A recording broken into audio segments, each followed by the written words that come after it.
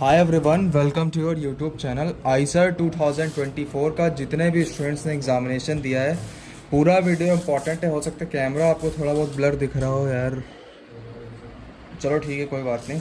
इस वीडियो में आईसर 2024 का सेकंड राउंड के एक्सपेक्टेड कट ऑफ्स के बारे में बात करने वाला हूँ। भाई, लास्ट राउंड का जो भी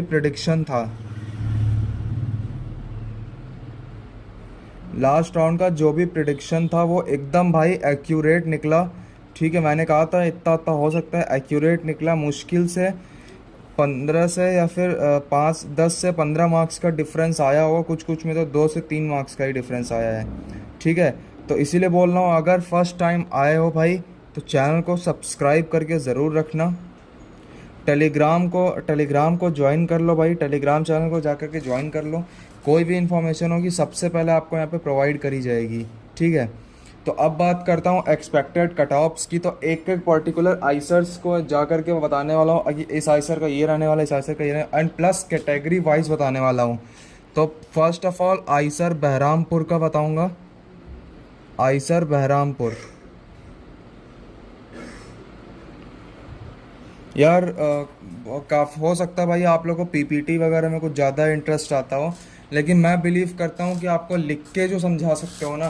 पीपीटीज़ वगैरह में क्या रहता है भाई, पहले बना लो तो उसके बाद उसमें कुछ एडिट करना चाहिए तो उसके लिए अलग से पेज वगैरह छोड़ना पड़ता है। उसी का कोई दिक्कत नहीं होती है, लेकिन फिर भी आपको टिल द एंड लिख के ही समझाना पड़ता है। जैसे इसीलिए मैं प्रेफर करता हूँ कि आपको लिख कर ही समझाया जाए, कि नॉट उसको कि बिना लिखे ही समझाया जाए। ठीक है, तो होप सो आपको समझ में आ रहा होगा मैं क्या कहना चाह रहा हूँ। ठीक है, आइसर बहरामपुर का जनरल कट ऑफ की बात करें तो 2500 के आसपास जा सकता है, 2500 के आसपास जनरल कट ऑफ। और आपका ओबीसी का बता दूँ, ओबीसी का ये आपका जनरल का हो गया। अगर आपको ये पीडीएफ चाहिए तो मैं आपको शेयर कर दूंगा टेलीग्राम पे, आप लोग बोल देना भैया प्लीज़ पीडीएफ शेयर कर दो। अब बात करता हूँ टेलीग्राम कह रहा हूँ, ओबीसी एनसीएल की। ओबीसी एनसीएल की बात करूं, ओबीसी या फिर ओबीसी एनसीएल की बात करूं तो ये आपका 1500 के आसपास, 1530 के आसपास या 1550 के आसपास जा सकता है। ठीक है, एससी कैटेगरी की बात करूं तो एससी कैटेगरी का आपका यही करीब 850 के आसपास, 850 के आसपास एससी का जा सकता है। एसटी का बात करूं तो 250 के आसपास एसटी का जा सकता है। ठीक है, 250 के आसपास एसटी का। पीडब्ल्यूडी की बात करूं तो 350 से लेकर के 400 के बीच में जाने की पॉसिबिलिटी है पीडब्ल्यूडी की। इस बार पीडब्ल्यूडी हर कैटेगरी रैंक की अलग अलग वाइज पीडब्ल्यूडी निकाली जा रही है, लेकिन फिर भी मेरा मानना है कि ये है, और इससे प्लस भी हो सकता है, इससे ऊपर भी जा सकता है। ठीक है, मैंने भाई रिजल्ट आने से पहले या फिर काउंसलिंग शुरू होने से पहले ही कई बार कहा था भाई अपने आप पे भरोसा रखो। काफ़ी सारे लोग डीएम में भी बोल रहे थे भैया मेरे को कॉलेज नहीं मिला था, मैंने कहा था भाई प्लीज़ अपने आप पे भरोसा रखो, सब कुछ सही होगा। ठीक है, तो आपको कॉलेज डेफिनेटली मिल जाएगा, अपने आप पे प्लस भरोसा रखो पूरा। ठीक है, तो पूरा मैं बताना चाह रहा हूँ। एंड कश्मीरी माइग्रेंट्स का बता दूँ मैं, कश्मीरी माइग्रेंट्स का 80 के आसपास जाने की पूरी पॉसिबिलिटी है, 80 पे जाने की पूरी पॉसिबिलिटी है। काफ़ी सारे लोग को इस बार कॉलेज नहीं मिला है, देखते हैं क्या होता है। ईडब्ल्यूएस की बात करूँ तो ईडब्ल्यूएस की बता दो तो 500 के आसपास जाने वाला है आइसर बहरामपुर के लिए। ठीक है, अब सेकेंड कॉलेज की बात करता हूँ, आइसर भोपाल की बात करता हूँ। आइसर भोपाल के सिर्फ बीएसएमएस की बात करूँगा, जहाँ मैं मेरे को बताना होगी वो बीएस इंजीनियरिंग या फिर बीएस इकोनॉमिक्स, वहाँ मैं बता दूँगा। आइसर भोपाल आपका one of the best college माना जाता है पूरे ऑल ओवर इंडिया में। ठीक है, तो जनरल कैटेगरी की बात करूँ तो 1500 के आसपास जाने की पॉसिबिलिटी है इसमें जनरल कैटेगरी में। ठीक है, ओबीसी की बात करूँ तो ओबीसी में आपका यही 1100 के आसपास जाने की पॉसिबिलिटी है ओबीसी में। ओह सॉरी मैन, ये थोड़ा गिर गया। ठीक है, सो सॉरी फॉर इसके लिए, इसकी कोई दिक्कत नहीं है। और एक और चीज़ मैं अगर बताऊं, जैसे आपका एससी का हो गया, एससी का एंड एसटी का। तो एससी एंड एसटी का, एससी का आपको मान के चलो यही 400 के आसपास, 400 प्लस के आसपास एससी में। एसटी में आप मान के चलो इसको, एसटी में आप मान के चलो 180, उससे प्लस भी हो सकता है आपका एसटी में। पीडब्ल्यूडी का मान के चलता हूँ, पीडब्ल्यूडी का यहाँ पे गया है करीब 250 के ऊपर जा सकता है इस बार, या फिर 300 तक जा सकता है इस बार भोपाल के लिए पीडब्ल्यूडी का। ईडब्ल्यूएस की बात करूं तो ईडब्ल्यूएस में वही आप मान के चलो कि 300, साढ़े तीन सौ प्लस रहने वाला है। कश्मीरी माइग्रेंट्स का भोपाल के लिए आपका 45 प्लस तक रहने वाला है, ठीक है।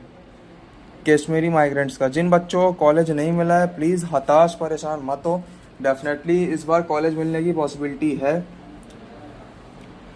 थर्ड कॉलेज की बात करता हूँ, आइसर कोलकाता की।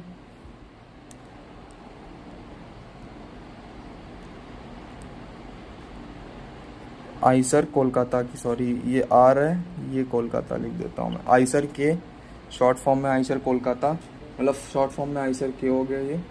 कोलकाता की बात करता हूँ तो भाई 750 तक जाने की पॉसिबिलिटी है जनरल कैटेगरी में आपका, ठीक है।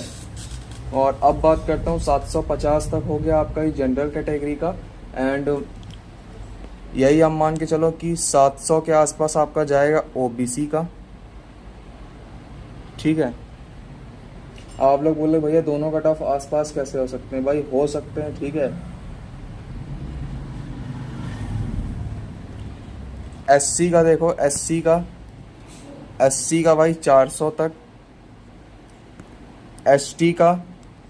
एसटी का भाई आपका यही जाएगा 160 प्लस, 160 प्लस तक जा सकता है एसटी का, ठीक है।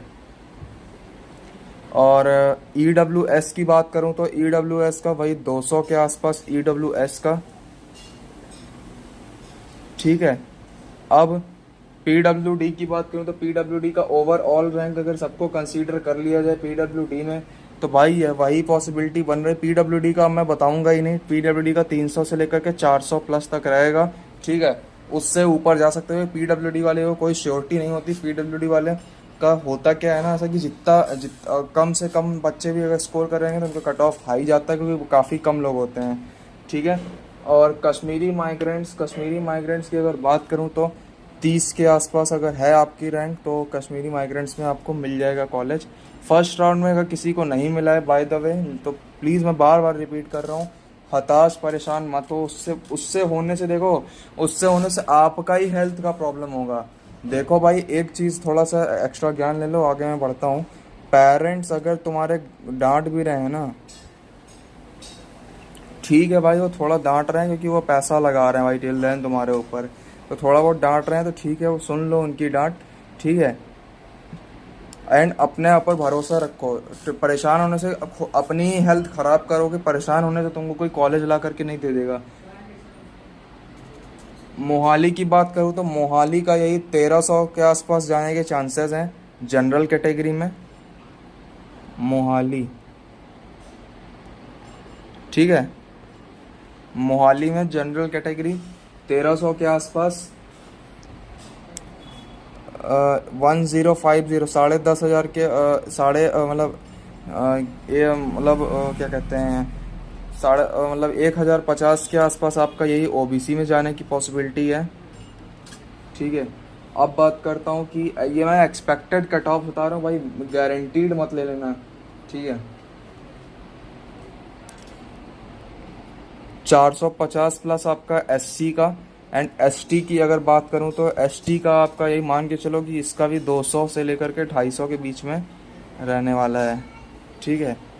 ईडब्ल्यूएस का ले लो, ईडब्ल्यूएस का बताऊं तो आपका यही ईडब्ल्यूएस का यही मान के चलो कि 350 के आसपास रहने वाला है आपका ईडब्ल्यूएस का।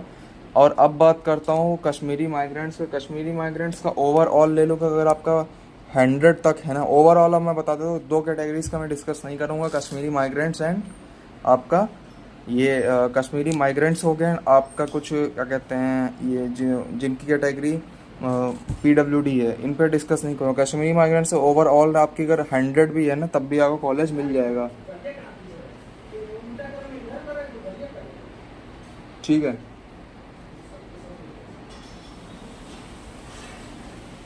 आइसर पुणे की बात करता हूँ।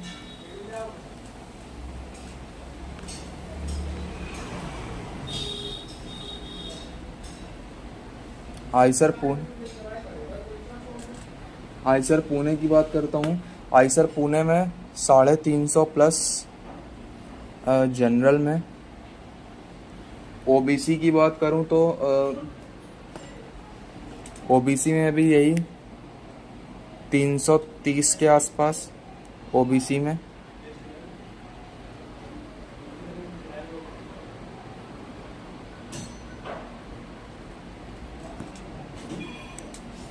सत्तर के आसपास आपका जाएगा एसटी में।